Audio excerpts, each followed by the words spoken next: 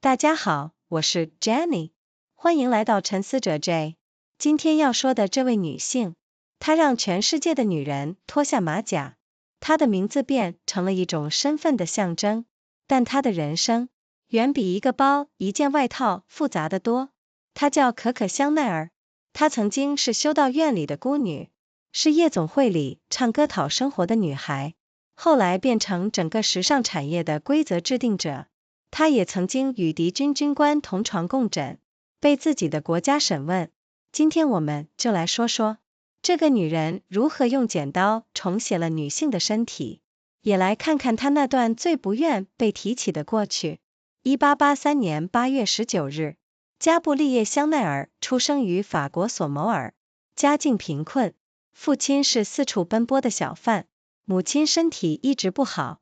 1895年，她11岁那年，母亲因病去世，父亲把她和姐妹送到了修道院，那是中部一个叫欧巴辛的地方。父亲当时对修女说，他很快就会回来接孩子们，但他再也没有出现过。香奈儿足足等了很多年，才终于明白那个承诺不会兑现。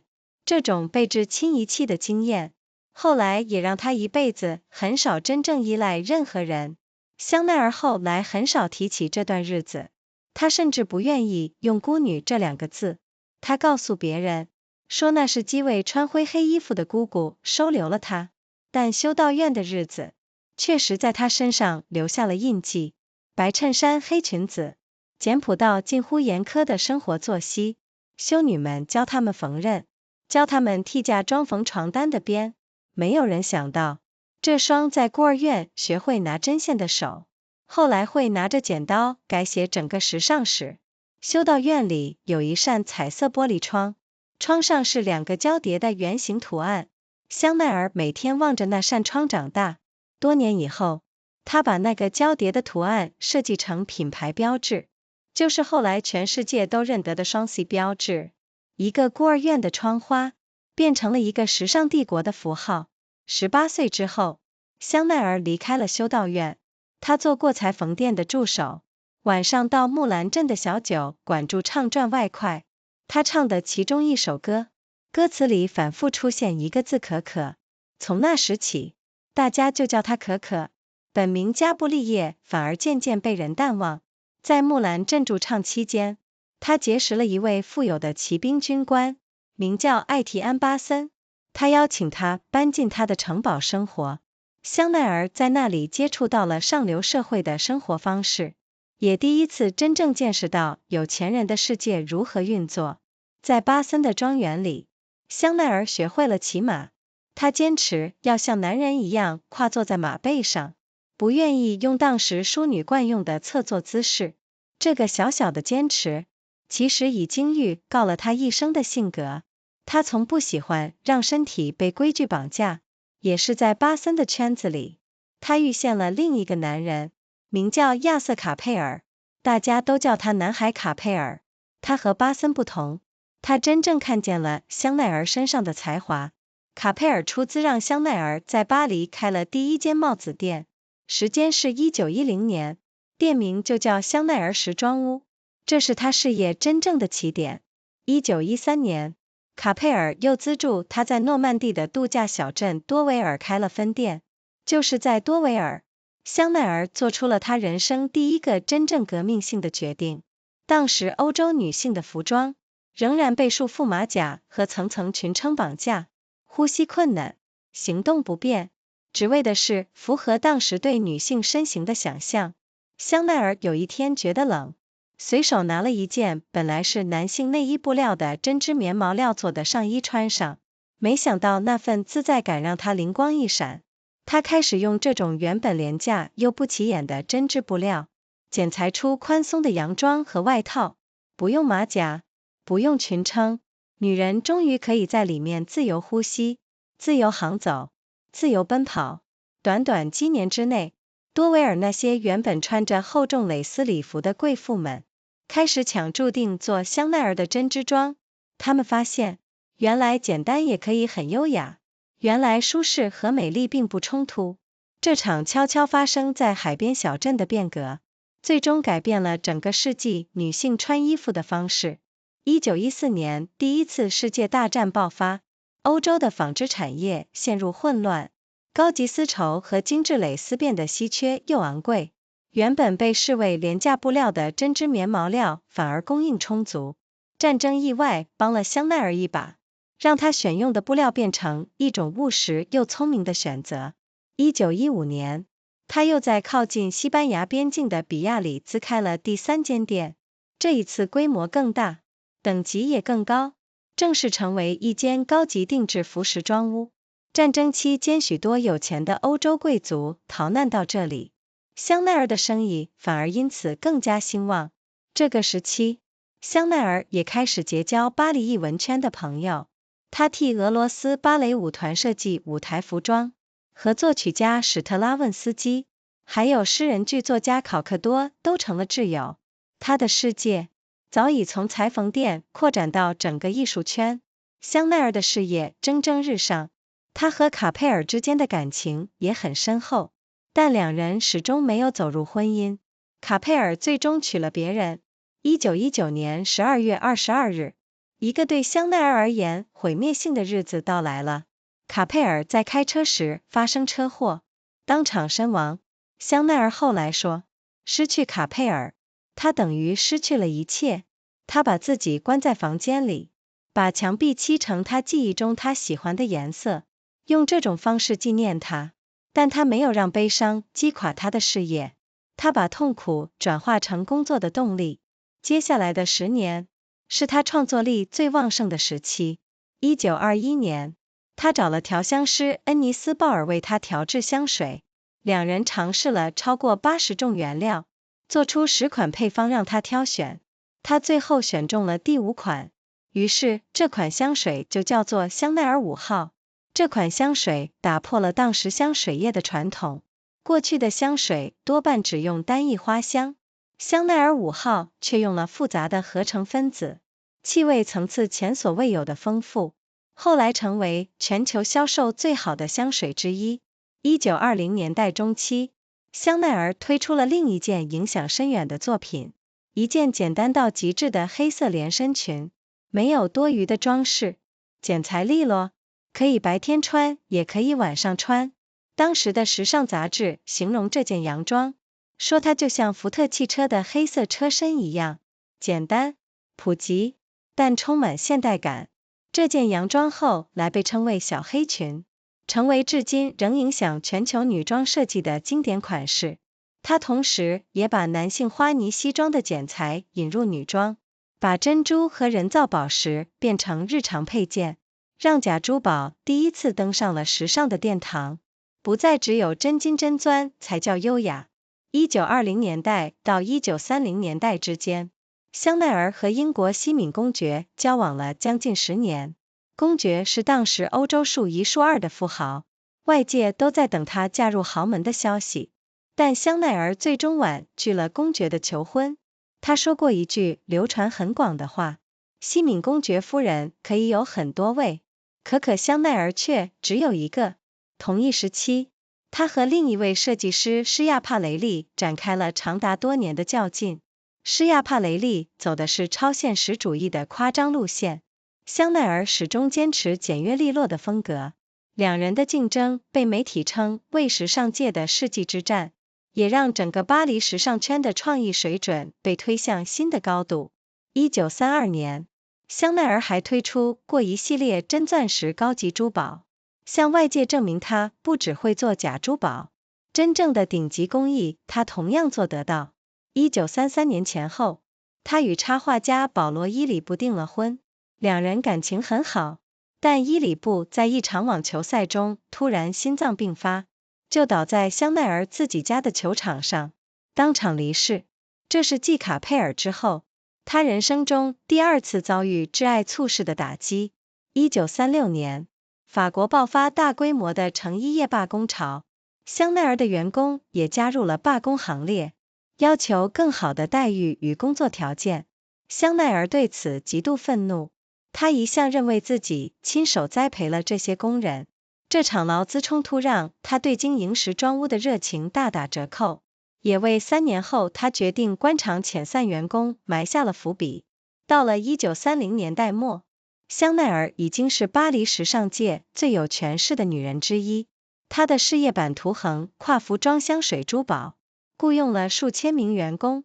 1939年，第二次世界大战爆发，香奈儿做了一个让后人争议至今的决定，她关闭了自己的时装屋，遣散了大部分员工，理由是战争时期不该卖华服。巴黎沦陷之后，德军只用了丽池酒店的一部分作为高阶军官的宿舍，香奈儿凭借着她的人脉与名气，获准继续住在酒店里自己的套房，她的房间就位于军官楼层的楼上。这个特殊待遇本身就是外界后来质疑她的原因之一。香奈儿搬进了丽池酒店常住，她和一位德国军官交往，对方名叫汉斯根特·冯丁克拉格，是纳粹情报单位的成员。因为这段关系，香奈儿在战后被贴上了通敌的标签。还有另一件事，让她的战争记录更加难堪。香奈儿5号香水的事业，原本是和维特海默兄弟合资经营的。维特海默家族是犹太人。战争期间，香奈儿试图利用当时针对犹太人的排除法令，想把整条香水生意完全夺回到自己名下。这个企图最终没有成功。维特海默家族提前把股份转移，巧妙地保住了自己的资产。但香奈儿这个举动，至今仍被许多人视为他人格中最不堪的一面。更严重的是，根据后来解密的档案显示，他在纳粹情报体系中拥有一个代号，编号是7124。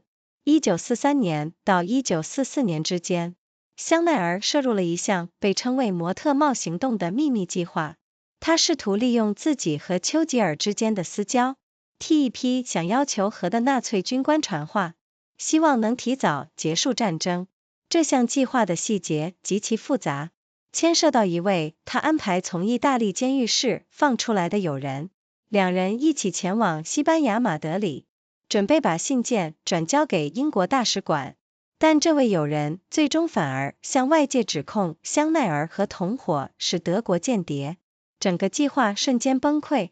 1944年8月，巴黎解放，香奈儿因为他的通敌嫌疑被法国临时政府的清算委员会约谈，外界甚至用了一个带有羞辱意味的词形容她这类女性，说她们是横向通敌者。香奈儿最终被释放，没有被正式起诉，但她随即离开法国，搬到瑞士生活长达将近10年。那段时间，她住在洛桑一带，生活富裕却异常安静。她过去熟悉的巴黎社交圈几乎全部断了联系，许多老朋友选择和她保持距离，生怕被她的通敌疑云牵连。香奈儿后来坦言，那是她人生中最孤独的一段时光。她每天仍然画设计图，只是没有工厂替她做出来，没有伸展台让她展示。这段历史至今仍是关于她最复杂的一页。一个解放了女性身体的人，却在生命的某个阶段选择与压迫者同床。历史学家至今仍在争论，她究竟是被时代逼迫的求生者，还是真心认同了那个政权的合作者。沉思者 J 不回避这段历史，因为一个人的完整，包含了他的光辉，也包含了他的阴影。多年后，有位美国学者出版了一本专书，根据解密档案重新梳理他的战时活动，书名直译是与敌人同眠。这本书出版之后，香奈儿品牌方也罕见地公开回应，承认创办人确实有这段复杂的过去，但强调不能用这段历史抹杀他在时尚上的贡献。这场讨论至今仍在延续。1954年，香奈儿已经71岁，她厌倦了瑞士的平静生活，决定重返巴黎时尚界。外界对她的东山再起充满好奇，也充满怀疑。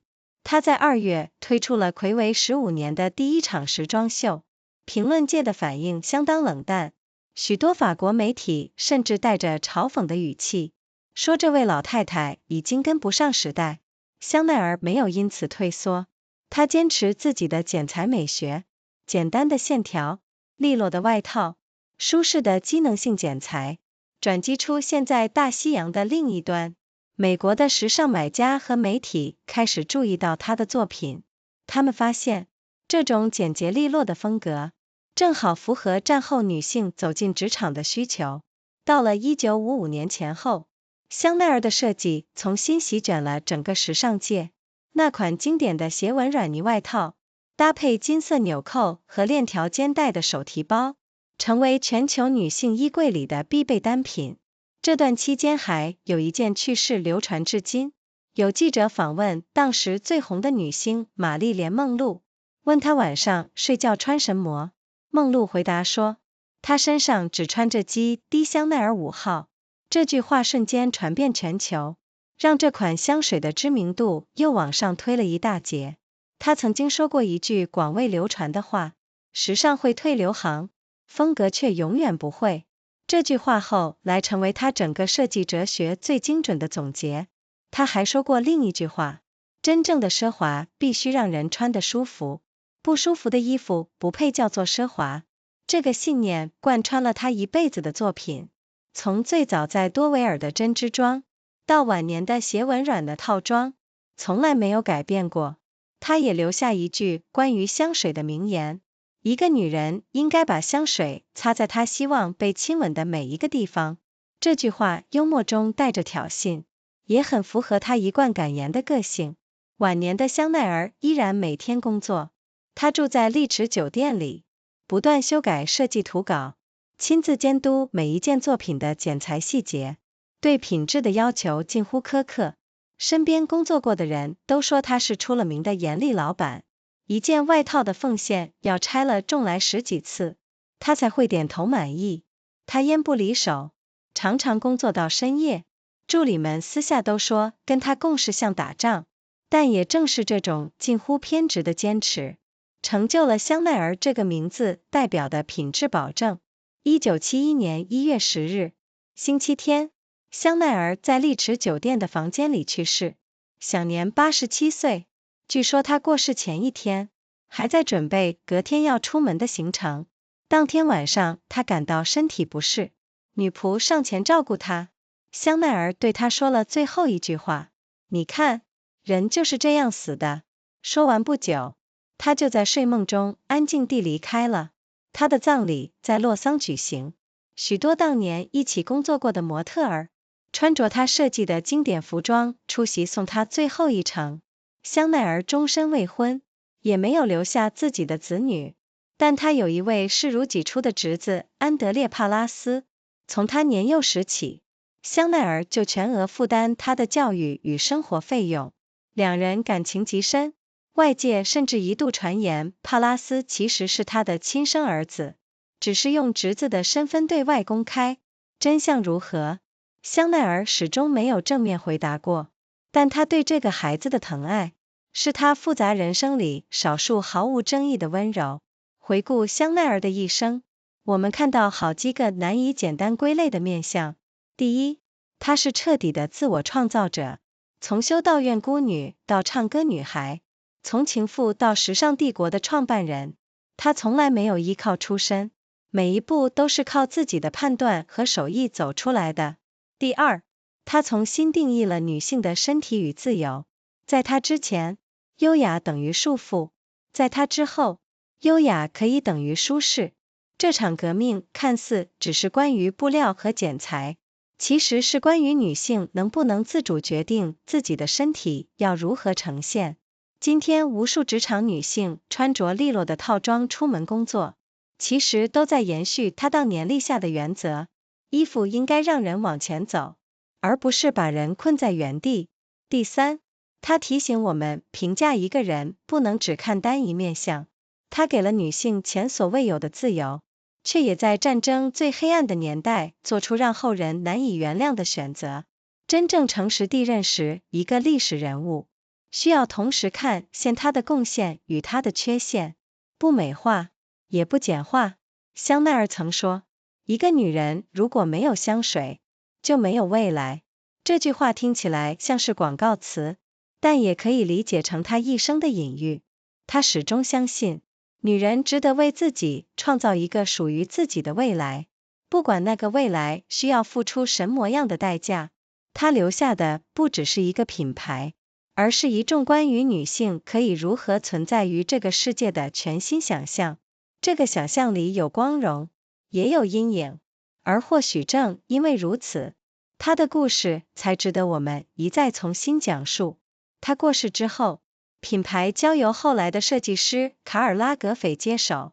拉格斐掌舵这个品牌长达30多年，把香奈儿的美学语汇带进了每一个新的时代。直到今天，双 C 标志依然出现在世界各地的伸展台上。那扇修道院里的彩色玻璃窗，早已变成了跨越100年的传奇。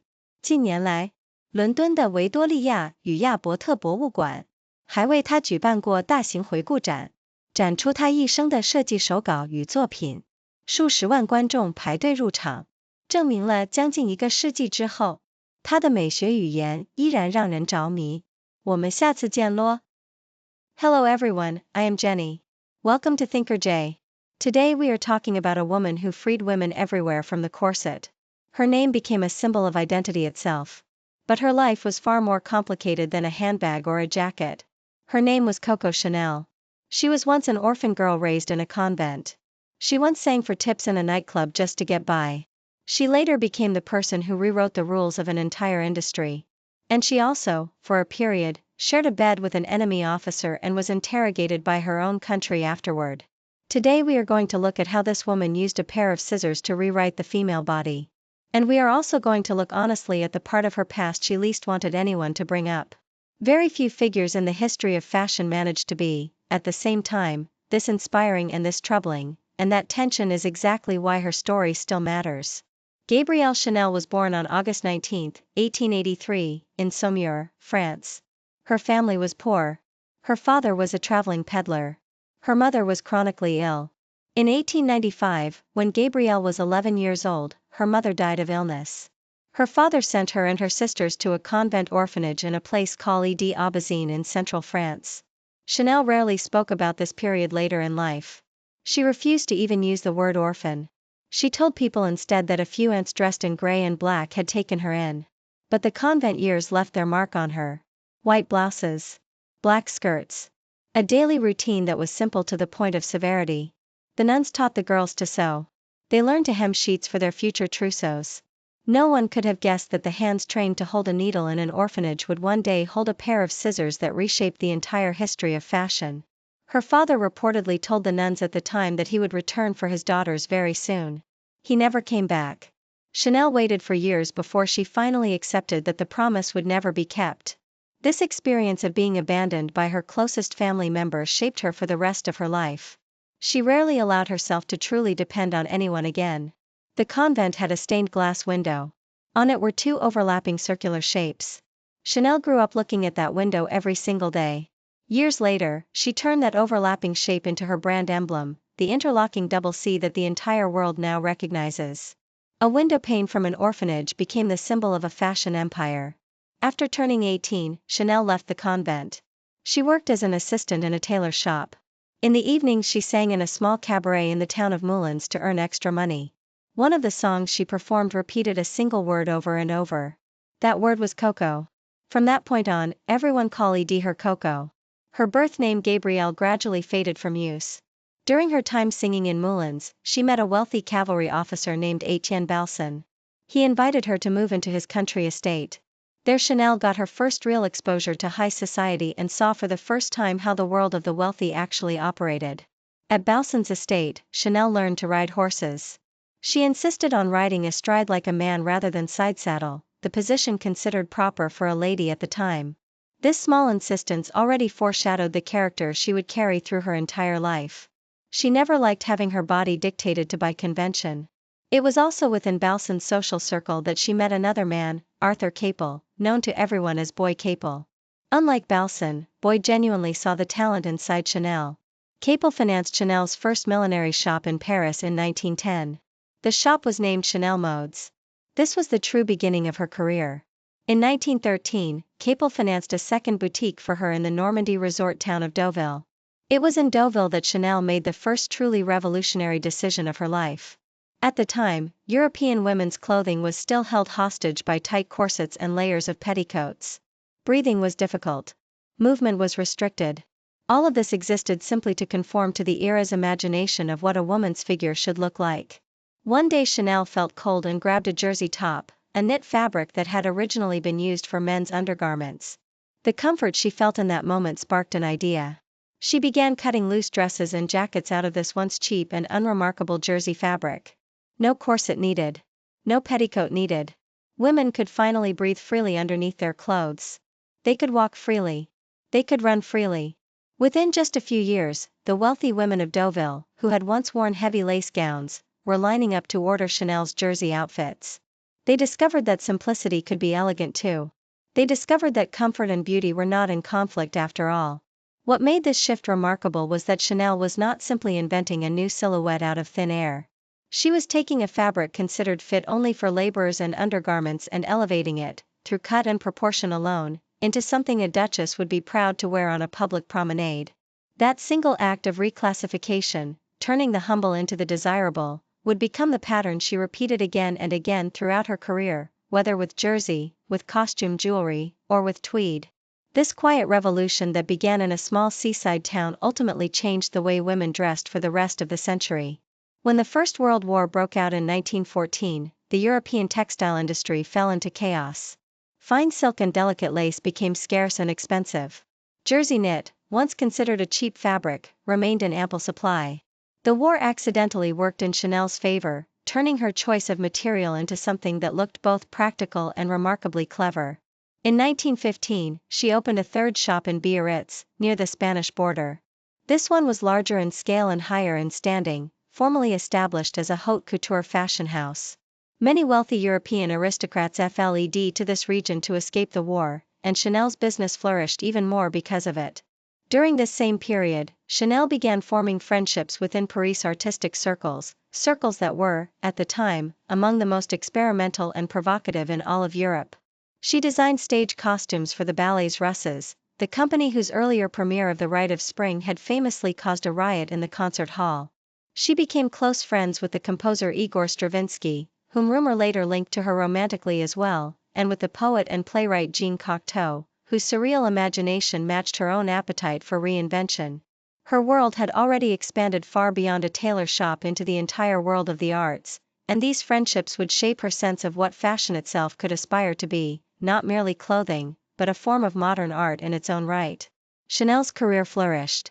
Her relationship with Capel deepened as well, though the two never married. Capel eventually married someone else. On December 22, 1919, a devastating day arrived for Chanel. Capel died in a car accident. He was killed instantly. Chanel later said that in losing Capel, she had lost everything. She shut herself in her room. She had the walls painted in the color she remembered him loving, as a way of memorializing him. But she did not let her grief crush her career. She channeled her pain into her work. The following decade became the most productive creative period of her life. In 1921, she worked with perfumer Ernest Bose to create a fragrance. The two experimented with more than 80 raw materials, producing 10 different formulas for her to choose from. She chose the fifth one. And so the perfume was named Chanel No. 5. This perfume broke with the traditions of the industry at the time. Earlier perfumes had mostly relied on a single floral note. Chanel No. 5 instead used complex synthetic compounds, creating a richness of scent that had never existed before. It went on to become one of the best-selling perfumes in the world. In the mid-1920s, Chanel introduced another deeply influential creation. An utterly simple black dress. No unnecessary decoration. Clean tailoring. Something that could be worn during the day and again in the evening. Fashion magazines at the time compared this dress to the black body of a Ford automobile. Simple. Accessible to everyone. Yet thoroughly modern. This dress later became known as the Little Black Dress, a classic style that still shapes women's fashion around the world today, appearing in nearly every closet regardless of era, budget, or nationality. She also brought the tailoring of men's tweed suits into women's wear, and turned pearls and costume jewelry into everyday accessories. Fake jewelry entered the world of high fashion for the first time. Elegance no longer required real gold or real diamonds. Between the 1920s and 1930s, Chanel carried on a relationship with the Duke of Westminster that lasted nearly a decade. The Duke was among the wealthiest men in Europe at the time, and the public waited for news of her marrying into nobility. Chanel ultimately turned down his proposal.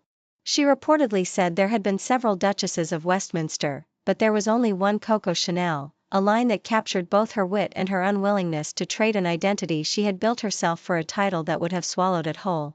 During the same period, she carried on a long rivalry with another designer, Elsa Schiaparelli. Schiaparelli pursued an extravagant surrealist style, while Chanel held firmly to clean, minimal lines. The press called their competition the fashion feud of the century, and it pushed the creative standards of the entire Paris fashion world to new heights. In 1932, Chanel also released a collection of fine jewelry set with real diamonds, proving to the world that she was capable of the highest craftsmanship, not only costume pieces. Around 1933, she became engaged to the illustrator Paul Iribe. The two were deeply in love. But Iribe suffered a sudden heart attack during a game of tennis, collapsing on the very court at Chanel's own home, and died on the spot. This was the second time in her life, after Capel's death, that she suffered the sudden loss of someone she loved deeply. In 1936, France was swept by a wave of major strikes across the garment industry. Chanel's own employees joined the strikes, demanding better pay and working conditions. Chanel was furious about this. She had always believed that she herself had personally trained and nurtured these workers. This labor conflict significantly dampened her enthusiasm for running the fashion house, and it planted the seed for the decision she would make 3 years later to close the doors and dismiss her staff. By the late 1930s, Chanel was one of the most powerful women in Paris fashion. Her business empire spanned clothing, perfume, and jewelry, employing thousands of people across workshops, ateliers, and boutiques, a scale of enterprise that few women anywhere in the world commanded at that point in history. She had gone, in the space of roughly 3 decades, from a convent orphan with nothing to her name to a woman whose signature alone could move markets and dictate what an entire continent of women considered fashionable. In 1939, the Second World War broke out.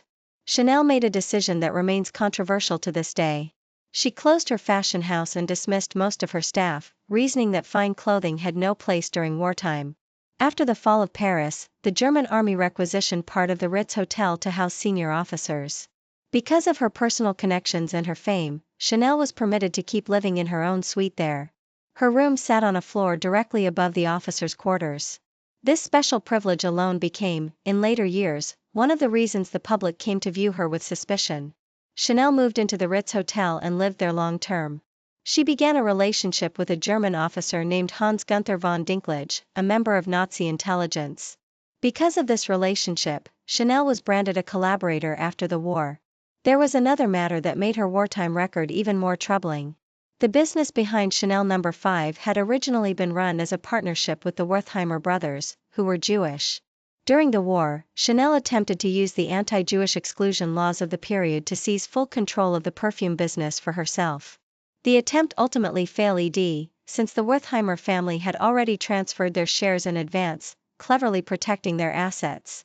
But this episode is still regarded by many as one of the darkest aspects of her character, since it shows a willingness to exploit the machinery of persecution for personal financial gain, at the very moment when the people she was trying to displace were fighting simply to survive.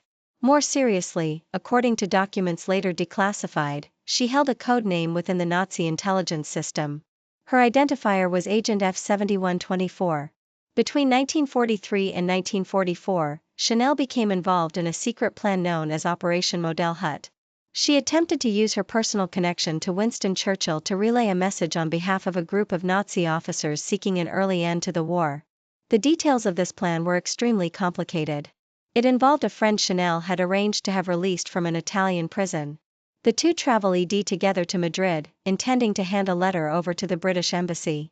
But this friend instead denounced Chanel and her associates as German spies to the outside world, and the entire plan collapsed. In August 1944, Paris was liberated. Chanel was brought in for questioning by the Purge Committee of the Provisional French government over suspicion of collaboration. Outside observers used a demeaning term for women in her position at the time, calling them horizontal collaborators. Chanel was eventually released without formal charges, likely helped in part by the intervention of well-placed friends, including some accounts suggest Winston Churchill himself. But she promptly left France and lived in Switzerland for nearly a decade. During those years, she lived near Lausanne. Her life was comfortable but unusually quiet. Nearly all her former connections to Paris society were cut off. Many old friends chose to keep their distance, afraid of being tainted by association with the cloud of collaboration hanging over her. Chanel later admitted that this was the loneliest period of her entire life. She kept drawing designs every day. She simply had no workshop to produce them and no runway to show them on. This chapter remains the most complicated page of her story. A woman who liberated the female body, who at a certain point in her life chose to share a bed with an oppressor. Historians still debate whether she was a survivor forced into difficult choices by her circumstances, or a genuine collaborator who sympathized with that regime. Thinker J does not shy away from this history, because a person's wholeness includes both their brilliance and their shadows. Years later, an American historian published a book that drew on newly declassified documents to reconstruct her wartime activities in detail. The title translates roughly as Sleeping with the Enemy. After the book was published, the Chanel company itself issued a rare public response, acknowledging that its founder did have this complicated past, while insisting that this history should not be allowed to erase her contributions to fashion. That conversation continues to this day. In 1954, Chanel was 71 years old. She had grown tired of her quiet life in Switzerland and decided to return to the Paris fashion world. The public greeted her comeback with both curiosity and skepticism. In February she presented her first fashion show in 15 years. The critical reception was cold. Many French media outlets mocked her, suggesting the old woman had fallen behind the times. Chanel did not back down. She held firm to her tailoring aesthetic. Simple lines. Clean jackets. Comfortable, functional cutting. She had, after all, built her entire earlier career by trusting her own instincts against prevailing fashion, and at 71 she was not about to abandon that instinct simply because a room full of Paris critics had scoffed on opening night. The turning point came from across the Atlantic. American fashion buyers and press began paying attention to her work. They discovered that her clean, streamlined style suited the needs of post-war women entering the workforce perfectly. By around 1955, Chanel's design swept back through the fashion world. The classic tweed jacket, paired with gold buttons and a chain strap handbag, became an essential item in wardrobes around the globe. An anecdote from this period is still repeated today. A reporter once asked the biggest movie star of the moment, Marilyn Monroe, what she wore to bed at night. Monroe answered that she wore only a few drops of Chanel No. 5. The line spread around the world instantly, pushing the fame of the perfume to an even higher level, and cementing Chanel No. 5 as something closer to a cultural artifact than a mere fragrance. She once said something widely quoted. Fashion fades. Style is eternal. This line later became the most precise summary of her entire design philosophy. She also said something else worth remembering. True luxury must let a person feel comfortable. Clothing that is uncomfortable does not deserve to be called luxurious. This belief ran through every piece of work she ever made, from the earliest jersey outfits in Deauville all the way to the tweed suits of her later years. It never once changed. She left behind another famous line about perfume as well. A woman should wear perfume wherever she hopes to be kissed. The remark was both playful and a little provocative, entirely in keeping with the outspoken personality she carried throughout her life. In her later years, Chanel continued working every single day. She lived at the Ritz, constantly revising her sketches, personally overseeing every detail of every garment's construction, with standards that bordered on ruthless. Everyone who worked near her described her as a notoriously demanding boss. A single jacket seam might be unpicked and resewn a dozen times before she would nod in approval. She was rarely seen without a cigarette in hand, and she often worked deep into the night. Her assistants privately said that working alongside her felt like going into battle. Yet it was precisely this almost obsessive insistence on perfection that built the guarantee of quality the Chanel name still represents today. Young seamstresses who trained under her often said the experience was the hardest thing they ever did in their careers, and also, looking back decades later, the thing that taught them the most about their craft. On Sunday, January 10, 1971, Chanel died in her room at the Ritz Hotel. She was 87 years old. It was said that just the day before, she had still been preparing her plans for the next day. That evening she felt unwell. Her maid came to attend to her.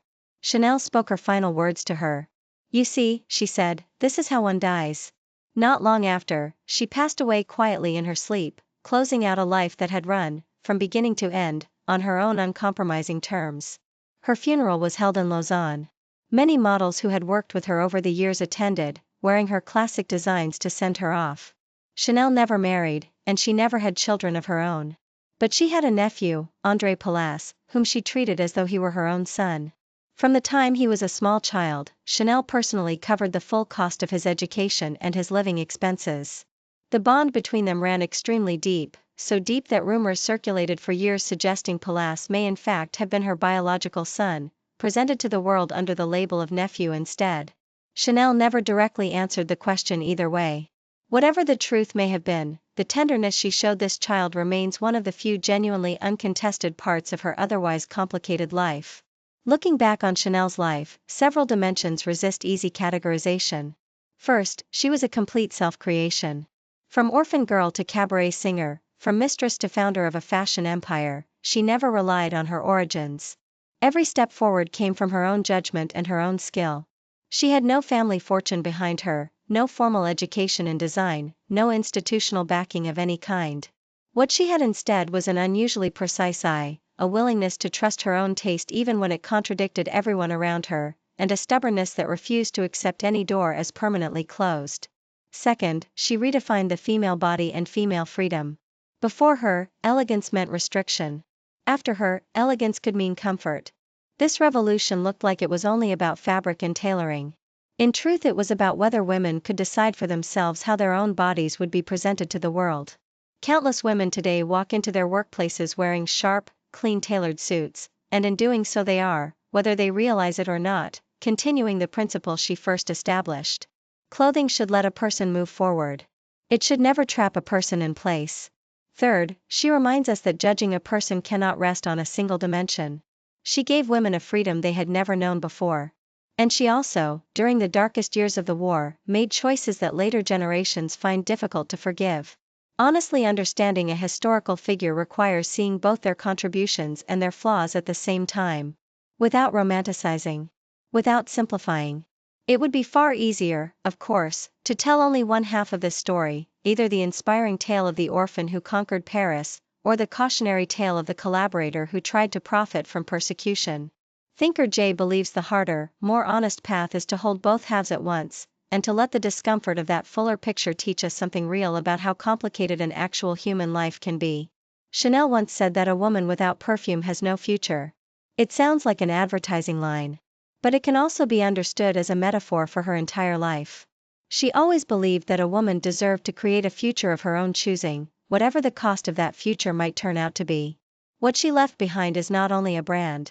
It is an entirely new imagination of how a woman might exist in this world. That imagination contains glory. It also contains shadow. And perhaps it is exactly because of that complexity that her story deserves to be told again and again.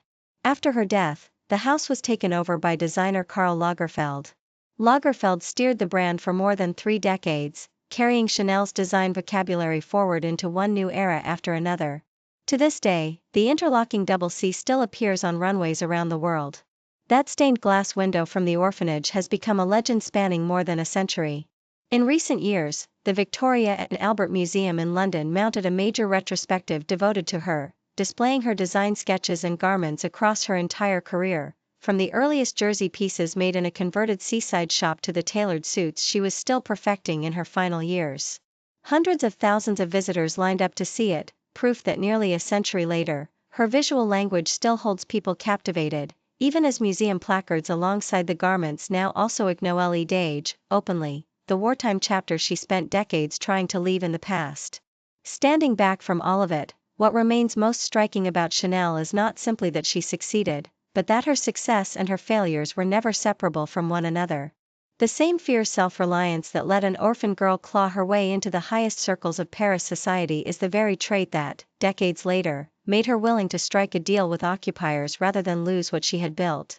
The same refusal to be told how to dress her own body was also, in some sense, a refusal to be told how to conduct herself morally during the darkest years of the century. Thinker J does not offer this observation as an excuse. It is offered instead as an invitation to sit with the discomfort of a whole human being, rather than retreating into either uncritical admiration or total condemnation. See you next time.